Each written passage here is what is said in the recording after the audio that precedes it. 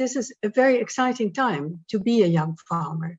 Exciting in a way that's different from what it was for their fathers and grandfathers and so on. This is a new time.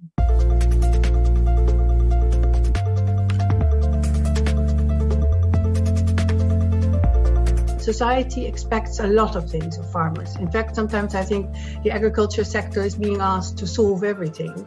But it's obvious that there are demands to produce food sustainably, safely, without problems for the climate, respecting biodiversity, and also to make sure that we have healthy food.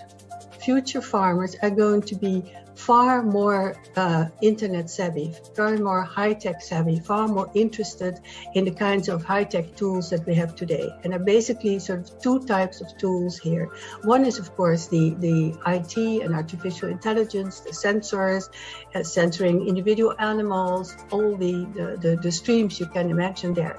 But there's also, of course, genetics, and improved genetics and fine-tuning genetics, all called precision genetics or precision farming, is really going to be the work of the future. And that's going to change very rapidly. That means also that the educational levels of young farmers will need to be much higher than young farmers in the past. And that it really is a matter of not just lifelong farming, but also lifelong learning.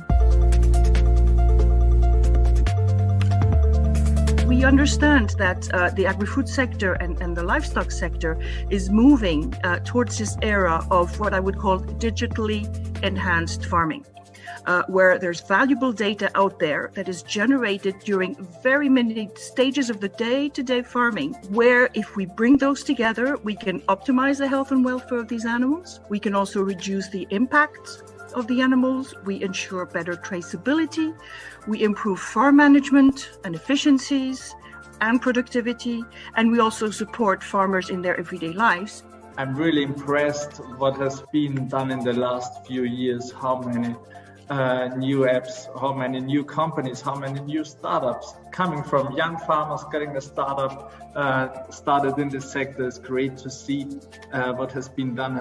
And also giving these young farmers some support from the European Union to making programs where they can get access to knowledge, get access to money is very important to make it together with the farmers, with young farmers, and this innovative companies is for me something very, very interesting and very important. Our cows all have indwelling boluses to measure temperature, rumination, water intakes, activity, and the information that's giving us around cow behavior, picking up health problems, nutritional problems, has just been phenomenal.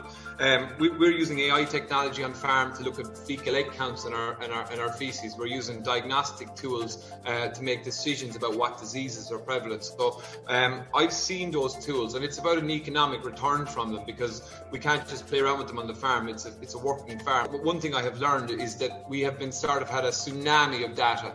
And it's fantastic to have it, but unless we utilize that data into actions over time, that's the key bit for me. And that's why I'm actually interested in behavior change, and I talk about mindsets, because I see that on farm being absolutely key. Well, one of my goals in animal husbandry is to use a variety of digital tools that allow me to monitor herd in real time, so I would have an overview of the health of a whole herd and specific information for individual animal. So if I have all the necessary information about my animals regularly, in that case their health and activity, the faster I as a farmer can make the decision that will help ensure animal health and welfare. The biggest obstacles today is the cost of these new digital systems, which unfortunately I as a beef farmer, young farmer, small farmer in general, cannot afford. And I think we've got to help farmers. We've got to do the education. We've got to use every tool we can to help people. And diagnostic tools and innovation will help.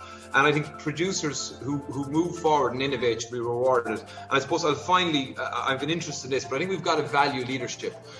Social media was briefly mentioned. Social media is great, but it's also democratized opinion and made leadership difficult. And farmers are exceptionally sometimes challenged because of the perceptions of what they do. So populism is very easy, leadership is hard. So my message to young farmers is that,